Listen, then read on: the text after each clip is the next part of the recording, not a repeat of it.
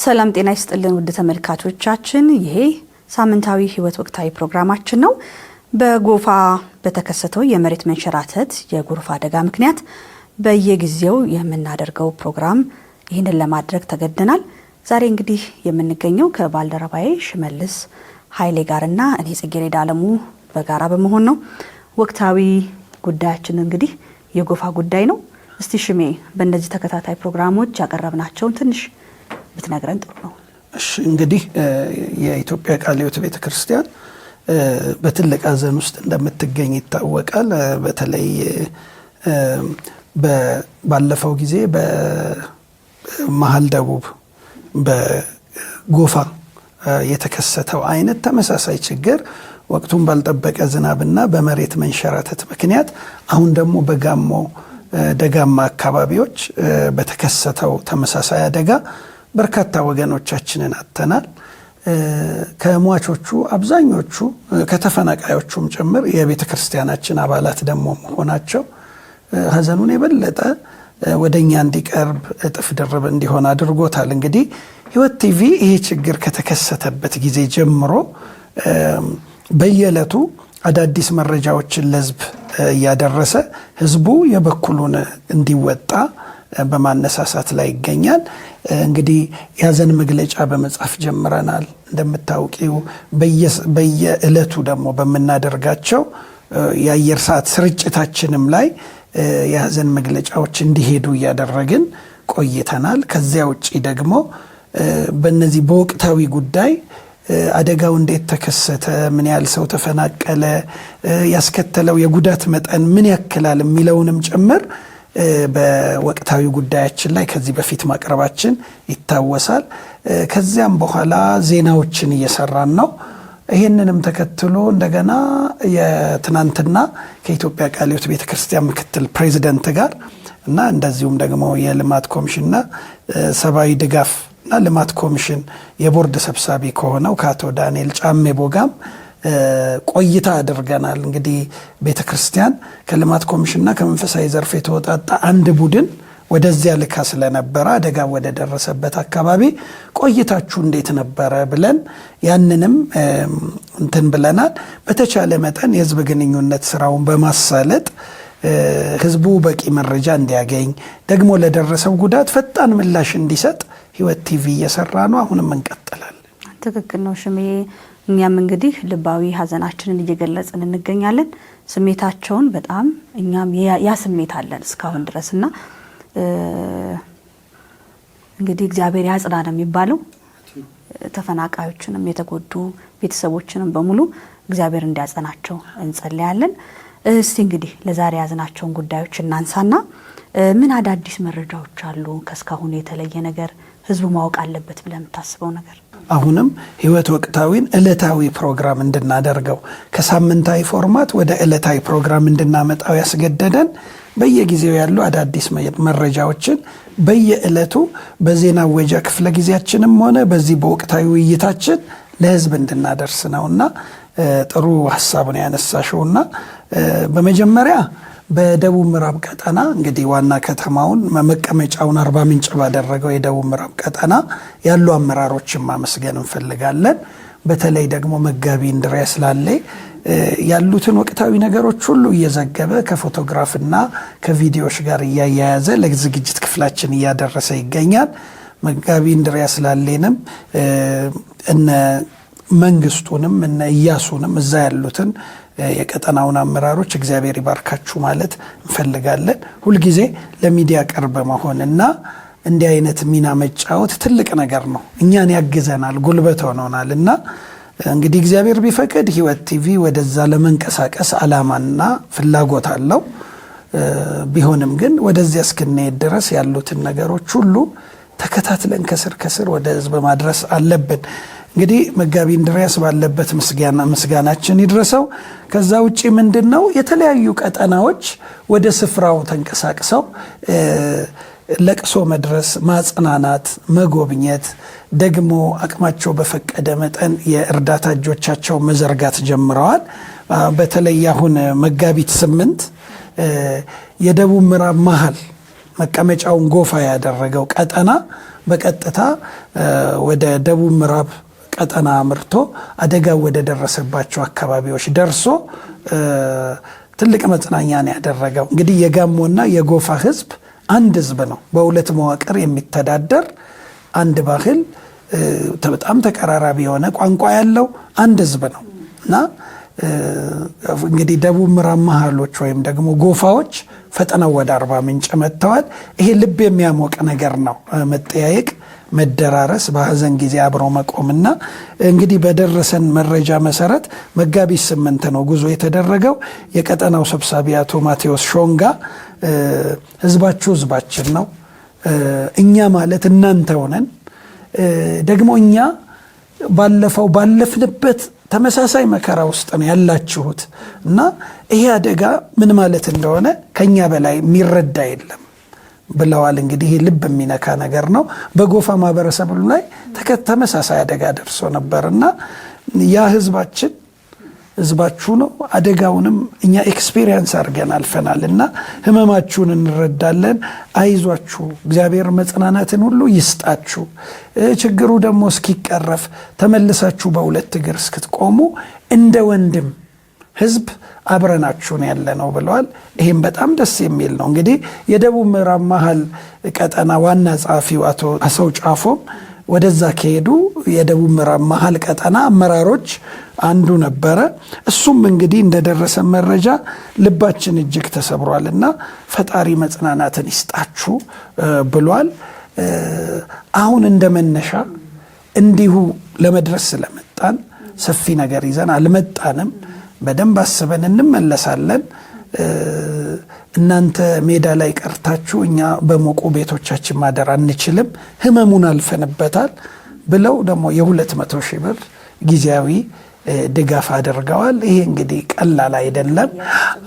ከገንዘቡም በላይ ልባቸውን ታያለሽ። ወንድማዊ ልብ፣ አንድነት፣ መተሳሰር የሚለውን ነገር ስታይ ደስ ይላል እና እንትን ብለዋል። በዕለቱ ጸሎት ነበረ። እንግዲህ ጸሎት እጅግ ትልቁ ቁልፍ ነገር ነው። የሰማይ አምላክ የእግዚአብሔር እጆች እንዲነሱ እሱ በርኅራኄና በምሕረቱ እንዲገለጽ ልመና ተደርጓል። ህዝቡም እንዲጽናና እግዚአብሔር ልባቸውን እንዲደግፍ ያ ተደርጓል። እንግዲህ የመንግስት አመራሮችም በጊዜው ተገኝተው ነበረ። የደቡብ ምዕራብ መሃል ቀጠና ወይም ደግሞ የጎፋ መሪዎች ወደዛ በሄዱበት ጊዜ የመንግስት አመራሮች አሁን የጋሞ ዞን አስተዳዳሪ ዶክተር ደምስ አድማሱ እዚያው ነበሩና እሳቸውም ተናግረዋል። ጋሞና ጎፋ በሁለት መዋቅር የሚተዳደር አንድ ህዝብ ነው። ስለዚህ የልብ ምታችን አንድ ነው፣ ስሜታችን አንድ ነውና እናንተ እኛም ብላችሁ ስለመጣችሁ ህዝባችን እንዲህ በስብራትና በሐዘን ውስጥ ባለበት ጊዜ መታችሁ ወንድማዊ ፍቅራችሁን ስላሳያችሁን በዞኑ አስተዳደርና በመላው ህዝብ ስም አመሰግናለሁ ብለዋል። እንግዲህ ሌላው እንግዲህ እንደምታውቂው የጋሞ አባቶች የሰላም ሰንደቆች ናቸው። ተምሳሌቶች ናቸው። እውነት ነው። እዚያውን ቡራዩም በተደረገው የጎሳ ግጭት ወቅት እርጥብ ቄጤማ ይዘው ህዝብ ያስታረቁ የለመኑ አገር ያረጋጉ ናቸው የጋሞ አባቶችና በዕለቱ የጋሞ አባቶችም የባርኮት ቃላቸውን አስተላልፈው ነበርና እንግዲህ አንዱ ይሄ ነው። በመጨረሻም የደቡብ ምዕራብ እንግዲህ ቀጠና አደጋው የተከሰተበት የደቡብ ምዕራብ ቀጠና አመራሮች ምላሽ ሰጥተዋል። ከጎፋ ለመጡት ለደቡብ ምዕራብ መሃል መጥተው ለጎበኟቸው ወገኖቻቸው ትልቅ ምስጋናቸውን ገልጸዋል። በጣም ደስ ብሎናል፣ ተጽናንተናል። እናንተን ስላየን እግዚአብሔር ልባችንን ደግፎታል። ደግሞ ክፉ መልሶ አይንካችሁ። ትናንት ያለፋችሁበትን ችግር ዛሬ እኛ እያለፍንበት ነው። ያ ችግር አይምጣና እግዚአብሔር እናንተንና የእናንተ የሆነውን ነገር ሁሉ ይባርክ ብለው የባርኮት ቃል እንደሰጡ ነው። በጣም የሚገርምሽ ደግሞ ሌሎች ሁለት ቀጠናዎችም እንደዚሁ አምርተዋል ወደ ደቡብ ምዕራብ ወይም ደግሞ አደጋ ወደ ተከሰተበት አርባ ምንጭ። አንዱ የወላይታ ቀጠና ቃለ ሕይወት ቤተክርስቲያን ነው። አንዱ ደግሞ የደቡብ ምዕራብ ሰሜን እዛው አካባቢ ከደቡብ ምዕራብ መሃል ያለው ቀጠና። ሁለቱ ቀጠናዎች አብረው አምርተዋል። እንግዲህ 3 ቀጠናዎች ሆኑ ማለት ነው። እስካሁን ድረስ ወደ አደጋው ወደ ደረሰበት ቦታ የተንቀሳቀሱ በአንድ ጊዜ እንግዲህ ምንድነው ህይወት ቲቪ ይሄንኑ ነው ሲል የነበረው። ተነሱ፣ ድረሱ፣ እርዱ፣ ደግፉ፣ ልብ አጽናኑ፣ ቃል አካፍሉ ነበር። ባለን ነገር ወንድማዊነታችሁን ወገናዊነታችሁን አሳዩ ነው። እንግዲህ እግዚአብሔር ድምጻችንን እየሰማልን ነው። ምላሽም ስለሰጡን እግዚአብሔር ይባርካቸውና 2ቱ ቀጠናዎች ደርሰዋል። በቀጣይ እንግዲህ ድጋፋችንን እንሰጣለን። እኛውን ፊታችሁን ለማየት ልባችሁን ለመደገፍ ነው የመጣ ነውና እግዚአብሔር በነገር ሁሉ ከናንተ ጋር አለ። ከሰማይ በታች ደግሞ እኛም ወገኖቻችሁ አብረናችኋለን። ተመልሰን እንመጣለን ፊታችሁን ለማየት አይዟችሁ በርቱ ለማለት ነው የመጣ ነው ብለዋል። የሚገርምሽ እንግዲህ አንዳንድ ማህበራዊ ሚዲያዎችንም ያገላበጠን ነበረ። የኢትዮጵያ ሙሉ ወንጌል አማኞች ቤተክርስቲያንም ያዘን መግለጫ አውጥታለች። ይህም ትልቅ ወገናዊነት ነው ከወንጌላውያን አማኞች። እንግዲህ ምናልባት ሌሎች ቤተክርስቲያናት ቀድመው እንደሆነ አላቅም። እኔ ባለኝ መረጃ የኢትዮጵያ ሙሉ ወንጌል ቤተክርስቲያን አጭርም ስለሆነች መግለጫዋን ቃል በቃል ላንብባት። ከኢትዮጵያ ሙሉ ወንጌል አማኞች ቤተክርስቲያን የተሰጠ ያዘን መግለጫ በጋሞ ዞን በደጋማ ቀበሌዎች በተከሰተው ያልተጠበቀ ከፍተኛ ዝናብ ምክንያት የሰው ሕይወት በመጥፋቱ ብዙ ቤተሰቦች በሐዘን ውስጥ መውደቃቸውንና ንብረት በመውደሙ የተሰማትን ጥልቅ ሐዘን ትገልጻለች ይላል። እንግዲህ የሙሉ ወንጌል ቤተክርስቲያን የቤተክርስቲያኒቱን ቃል ነው ያሉት። ይህ አሳዛኝ ክስተት ለብዙ ቤተሰቦች ከባድ ጉዳት አስከትሏል። ቤተክርስቲያናችንም ወዳጅ ዘመዶቻቸውን ላጡ ለተጎዱ ወገኖች ልባዊ ሐዘናችን እየገለጽን በዚህ አስቸጋሪ ወቅት እግዚአብሔር ባዘን ላይ ላሉት ቤተሰቦች መጽናናትንና ብርታትን ፈውስንና ሰላሙን እንዲሰጥ ትጸልያለች። ቤተ ክርስቲያናችን በዚህ ከባድ ጊዜ ከተጎጂዎች ጋር እንደምትሆንና በጸሎት በማጽናናትና በሚቻለው ድጋፍ ከተጎዱት ጎን እንደምትቆም ሁላችንም በአንድነት ተባብረን ለተጎዱ ወገኖቻችን ድጋፍ እንድናደርግ ጥሪያችንን እናቀርባለን ብለዋል። እንግዲህ ሙሉ ወንጌልን በመስመሯ ጥሪ ያቀርባለች ለአባላቷ ማለት ነው። እግዚአብሔር ለመላው የተጎዱ ወገኖቻችን መጽናናትን ይስጥ። የኢትዮጵያ ሙሉ ወንጌል አማኞች ቤተክርስቲያን ይላል። ይሄ ልብን የሚያሞቅ ነው። ነገ ማናችንም ምን እንደምንሆን አይታወቅም። በዚህ ውስጥ ሁላችንም የእምነት ዓላማችንና ሐሳባችን የእግዚአብሔርን ሐሳብና ፈቃድ መፈጸም ስለሆነ ይሄኛው ሳይሆን በዚህ ጊዜ ደግሞ አብሮ መሆን ቤተክርስቲያን ያላትን ነገር ማካፈል መቻሏ በጣም እናመሰግናለን። ሙሉ ወንጌልን ማመስገን እንፈልጋለን። ሌሎችም ደግሞ እኛ ሳናቅ ምናልባት የሐዘን መግለጫ የሰጡ ሰዎች ካሉ ሁላችሁም ባላችሁበት እግዚአብሔር ያክብርልን። እግዚአብሔር ያክብርልን። ታስታውሺ እንደሆነ በ4 ቤተሰባቸውን ያጡ አንድ አባት አሉ። የኢትዮጵያ ቃለ ሕይወት ቤተክርስቲያን አባል ናቸው። አቶ ዳመነ ደበበ ነው የሚባሉትና የማዞ ዶይሳ ቀበሌ ሊቀመንበር ናቸው። እኚህ ሰው እንግዲህ ሌሎችን ለማዳን በሄዱበት ነው የእሳቸውን ቤተሰብ ችግር ውስጥ ወድቆ የጠበቃቸው። በአንድ ጊዜ 4 ቤተሰቦቻቸውን አጥተዋል። እሳቸው በማህበራዊ ሚዲያ ላይ ነገራቸው መልእክታቸው ቫይራል ሆኖ እየናኘ ነው። በመከራ ውስጥ ሆነው በመከራ ውስጥ ያሉትን ማጽናናት የቻሉ ትልቅ መሪ ናቸው።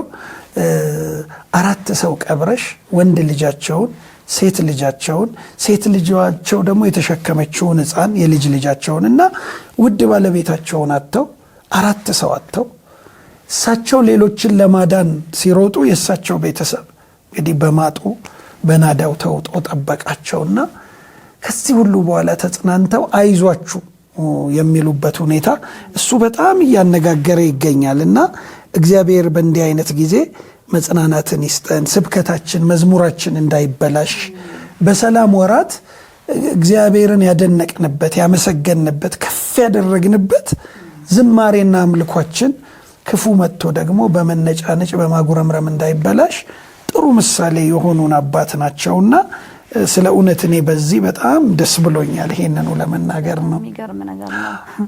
አንዳንድ ጊዜ እንዲህ አይነት ችግሮች ሲመጡ ተጽናንቶ ማጽናናት ራሱን ችሎ ከእግዚአብሔር ካልሆነ አይቻልም። እና ትልቅ ነገር ነው በጣም። ስለዚህ እስኪ ስለ ሁለተኛው ሐሳብ እናንሳ። ከህዝቡ ምን ይጠበቃል ትላለሽ? አዎ እንግዲህ በጣም ወሳኝ ነገር ነው የጠየቅሽ። እንግዲህ ህዝብ ስንል ከቤተ ክርስቲያንም ህዝብ ከሌሎች ቤተ እምነቶችም እንዳጠቃላይ ከኢትዮጵያ ህዝብ ከመንግስትም መንግስታዊ ከሆኑም ካልሆኑም ተቋማት ከሁሉም ፈጣን ምላሽ መስጠት ይጠበቃል። ነገ ምን እንደምንሆን አናቅም። አምናኛ በመሬት መንቀጥቀጥ በርዕደ መሬት እያንዳንዷን ሌሊት በስጋት ስናድር ነበረ። የእግዚአብሔር ምሕረት በስቶልን ነው ዛሬ በህይወት ያለ ነው። ከጥቂት ዓመታት በፊት ቱርክ ውስጥ በ3 ደቂቃ የመሬት መንቀጥቀጥ 1200 ፎቆች ፈርሰው ምድር ውጣቸው ተረቶ ነው ቀርተዋል። ያለነው በምድር ላይ ነው። እቺ ምድር መሰረቷ በእግዚአብሔር እጅ ላይ ነው ያለው። ነገ ምን እንደምንሆን አናቅም። ናዳና ጎርፍ ከሚነሳባቸው ቀጠናዎች ሩቅ በመሆናችን ተረጋግተን ልንቀመጥ አንችልም። አስታውሳለሁ የመሬት መንቀጥቀጥ በተነሳ ጊዜ የሳሎናችን ሶፋዎች ሲንቀጫቀጩ፣ ቴሌቪዥኖቻችን ተነስተው ሲወድቁ፣ ብርጭቆ ዕቃ ሲሰበር አይተናል። እግዚአብሔር በምሕረቱ ነገሩን አበረደው እንጂ ከፈንታሌ አካባቢ የተነሳው ርዕደ መሬት ሬዲየሱ በጣም ሰፊ ነበር። በሬክተር ስኬል ከፍተኛ ነበር። አዲስ አበባ እንኑር፣ ጀርመን እንኑር፣ የምድር ጥግ ላይ እንኑር፣ ሰሜን ደቡብ ዋልታ እንኑር፣ ልንድን የምንችለው በእግዚአብሔር ሕልውናና ጥበቃ በምሕረቱ እንጂ የትም ቦታ ሰኪውርድ መሆን አንችልም። ነገ በእኛ ላይ የሚደርሰውን ስለማናቅ እኔ ከህዝብ የምጠብቀው ከራሴም ጨምሮ ከግል ጀምሮ ከግላችን ጀምሮ ቤተ ክርስቲያንን መጠበቅ የለብንም፣ ተቋማትን መጠበቅ የለብንም። ለበጎ ስራ ለሰብአዊነት ክቡር የሆነውን የሰው ልጅ ህይወት ለመታደግ እጆቻችንን መዘርጋት ነው። ቅን ልቦች ያስፈልጉናል። አሁን ርኅራኄ ያስፈልገናል። ለምንድን ነው? ነገ ቋሚዎች አይደለንም። እኛም አሁን እግዚአብሔር ክፉ አያምጣ፣ ግን ነገ ሊሆን ያለው በሱ እጅ ነው፣ በእኛ አይደለም። እና ነገ በተመሳሳይ ሁኔታ ለነሱ ድረሱላቸው ተብሎ ለእኛ ጥሪ እንደማይደረግ እርግጠኞች አይደለንም። ዛሬ በሞቁ ቤቶቻችን ስላለንና አያቶች ህፃናትን ይዘው እያለቀሱ ነው። ብዙ አዛውንቶች ጧሪዎቻቸውን ምድር ውጣባቸው እየተከዙ ነው። እናቶች በቁር በሐሩር እየተጠበሱ ነው። የጎፋ ህዝብ ደግ ነው። በአንድ ወቅት የተደራጀ ነገር ያላቸው በደቂቃዎች ልዩነት ውስጥ ነገሮች ተረት ሆነዋል። ስለዚህ ያ ለእኛም ዋስትና ስለሌለን ህዝብ እንደ ተቋም፣ እንደ ግለሰብ፣ እንደ ቤተሰብ፣ እንደ ቡድን የድጋፍ እጆቹን እንዲዘረጋ አስቸኳይ ምላሽ እንዲሰጥ ነው እንደ ሚዲያ የምንጠይቀው። ይህ ጥሪ ደግሞ ለራሳችንም ጭምር ነውና ይህንን ነው የምለው። ጸኪ እንግዲህ መላው የህይወት ቲቪ የሚመለከቱ ሁሉም ይህንን ጥሪ ሰምታችሁ እንግዲህ ካላችሁ ከግላችሁ እንደ ቤተ ክርስቲያን እንደ ግለሰብ እንደ ማህበረሰብ እርዳታ እንዲያደርጉ ነው የምንጠይቀው። ምክንያቱም ይሄ ነገር ለኛ ጋር ላለመምጣቱ ምንም ዋስትና የለንም እንዳልከው ነውና እግዚአብሔር እንግዲህ በአንድም በሌላም መካስ ያውቅበታል። እንግዲህ ጌታ በእያንዳንዱ ነገር ማከናወን እንዲሰጠን ነው እኛም እየጸለይን ያለ ነው። እስቲ ስለ አካውንቱን ብናስተዋውቅና ደግሞ በምን መልኩ ማግኘት ይቻላል፣ እነሱ መርዳት ይቻላል፣ በምን መልኩ እናገኛቸው ለሚሉ ሰዎች የኛ እንግዲህ ሀሳብ መስጠት ያስፈልጋል። ጎሻው እንግዲህ ህዝቡ ሁልጊዜ የሚደረግ ነገር ነው። ይሄ አንድ አስቸኳይ ችግር በተፈጠረ ድንገተኛ ችግር በተፈጠረ ጊዜ ሁሉ አካውንቶች ይከፈታሉ። ህዝብ የት እናስገባ ምን እናድርግ የሚለውና ይሄ ምንድነው የኢትዮጵያ ቃለ ሕይወት ቤተክርስቲያን ሰብአዊ ድጋፍና ልማት ኮሚሽን ለጋሞ ህዝብ ደጋማ ቀበሌዎች ወቅቱን ባልጠበቀው ዝናብ ለተነሳው ጎርፍና የመሬት መንሸራተት ተጠቂዎች ድጋፍ የሚውል ገንዘብ የሚገባበት አንድ አካውንት ከፍቷል። ኢኬኤችሲ ሁማኒቴሪያን ክራይሲስ ሪስፖንስ ይላል። እንግዲህ እዚህ ስክሪናችን ላይ የምናየው አካውንት ነው። የንግድ ባንክ ነው። ይሄ አካውንት ቀጥታ ሰዎች ብራቸውን ሲልኩ ወደ ልማት ኮሚሽኑ ወደ ሰብአዊ ድጋፍና ልማት ኮሚሽኑ አካውንት እያስገቡ መሆኑን ማወቅ አለባቸው። በቀጥታ ለተጎጂዎች የሚደርስ መሆኑን በቀጥታ ወደ ቤተ ክርስቲያን አካውንት እያስገቡ መሆኑን ማወቅ አለባቸው። ሁላችንም ተነስተን ጋሞ መሄድ አንችልም በተለያዩ ምክንያቶች፣ ግን ገንዘባችን ሊሄድ ይችላል። የርኅራኄ ልቦቻችን ነገሩን ክርስትናችንን ወደ መሬት አውርደን በተጨባጭ በዚህ አካውንት አሁን ስክሪኑ ላይ በምናየው አካውንት ብር በመላክ የድርሻችንን ልንወጣ እንችላለን።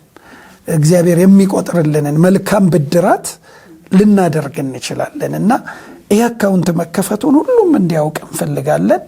በግለሰብ ደረጃ ጀምሮ እንደ ቤተሰብ እየተነጋገሩ በአስቸኳይ ምላሽ እንዲሰጥ። ገንዘብ አያጠርም፣ ልብ ነው። ህዝብ ካለ ገንዘብ አለ። ምን ጊዜም ህዝብ ካለ ገንዘብ አለና እነዚህ ወገኖቻችን እኛ እያለን አይራቡም፣ አይጠሙም፣ አይታረዙም፣ መልሰው ይቋቋማሉ በሚል እልህና ቁጭት ሁሉም ተነሳስቶ በዚህ አካውንት ገንዘብ እንዲልክ አሁንም ጥሪያችን እናቀርባለን። ህይወት ወቅታዊ ችግሩ እስኪረጋጋ ድረስ ይህንኑ አካውንት እያስተዋወቀ ምስል መልእክቶችን ማስተላለፉን ይቀጥላል። ትክክል ነው። ስለዚህ የህይወት ቲቪ ተመልካቾች ይህንን አካውንት በመውሰድ ቀጥታ ገቢ ማድረግ እንደሚችሉ ልንነግራቸው እንወዳለን። ከዚህም ባለፈ ደግሞ 5ም 10ም ሳይባል የቻሉትን እንዲያደርጉ በጌታ ፍቅር እኛም እንጠይቃለን። እስኪ እንደ መውጫ ምን መልእክት ይኖርሃል ሽሜ? በቃ እንደ መውጫ የዛሬው ፕሮግራማችንን የምንቋጨው እንግዲህ አሁንም ደጋግመን ለአካባቢው ማህበረሰብ መጽናናትን እንመኛለን። ሁሉም ህዝብ እንዲጸልይ ነው። ምንም ከሌለ እኮ ከጸሎት በላይ መፍትሄ የለም እና ሁሉም የጋሞን ጉዳይ የጸሎት ርዕስ አድርጎ እንዲጸልይ። በጎፋ ተመሳሳይ ችግሮች፣ በጎንደርም አካባቢ ተመሳሳይ ችግሮች፣ በወላይታ ተመሳሳይ ችግሮች ተከስተው አይተናል እና እግዚአብሔር ሀገራችንን ከእንዲህ አይነት መሰል ተፈጥሯዊና ድንገተኛ አደጋዎች እንዲጠብቅ፣ ሰላምን እንዲሰጥ፣ ደግሞ ዘላቂ መፍትሄዎች ምንድናቸው ለእንዲህ አይነት ናቹራል ካላሚቲስ አሁን እንደዚህ አይነት ተፈጥሯዊ አደጋዎች ሲበዙ ከሙያ አንጻር ምንድን ነው መደረግ ያለበት? መሬቱ በጣም አፈሩ ጠንካራ ባልሆነበት፣ የመሬቱ አቀማመጥ በጣም ዳገታማ በሆነበት፣ ድንገት ዝናብ ሲመጣ እርከን ስለሌለ፣ በቂ የስነ ምህዳር ስራ ስላልተሰራ እንዲህ መንሸራተት በሚፈጠርባቸው አካባቢዎች በዘላቂነት ችግሩን መቅረፍ የሚቻለው እንዴት ነው? ብዙ የዓለም ሀገራት በዚህ ችግር ምክንያት ፍዳቸውን እየበሉ ነው። የእነሱንም ተሞክሮ በማምጣት በቅርቡ እንግዲህ ህይወት ቲቪ ባለሙያዎችን ይጋብዛል። ችግሩን ከማውራት ድረሱላቸው ከማለት በተጨማሪ እንዴት በዘላቂነት እንፍታ የሚለውን በዚህ ጉዳይ ላይ እንግዲህ ብዙ ምሁራን አላችሁ፣ ብዙ ባለሙያዎች አላችሁ። የጂኦግራፊ ስነ ምህዳር ላይ የምትሰሩ ብዙ ሰዎች ትኖራላችሁ። የአካባቢ ጥበቃ እንክብካቤ ኤክስፐርቶች ትኖራላችሁ። ሚዲያችን ክፍት ነው። ሚዲያ አንዱ ዓላማው ደግሞ ችግሮችን ማሳወቅ ብቻ ሳይሆን የመፍትሄም ስራ መስራት ስለሆነ ቀጣይ ይሄን እንሰራለን። ለህዝቡ እንጸልይ፣ እጆቻችንን እንዘርጋ፣ አሁንም በወንድማማችነት እንያያዝ። እንግዲህ ፍቅር ወንጌል ያሸንፋል። ይሄ ነው የኛ መልእክት። ትክክል ነው ሽሜዬ። እንግዲህ እስካሁን የነበረን ቆይታ ይሄንን ይመስላል። አሁንም ደግሞ የተለያዩ መረጃዎች ስናገኝ መረጃዎቹን ወቅታዊ ፕሮግራማችን ላይ የምናቀርብላችሁ ይሆናል። ከቀሪ ህይወት ቴሌቪዥን ፕሮግራሞች ጋር መልካም ቆይታ ይሆንላችሁ።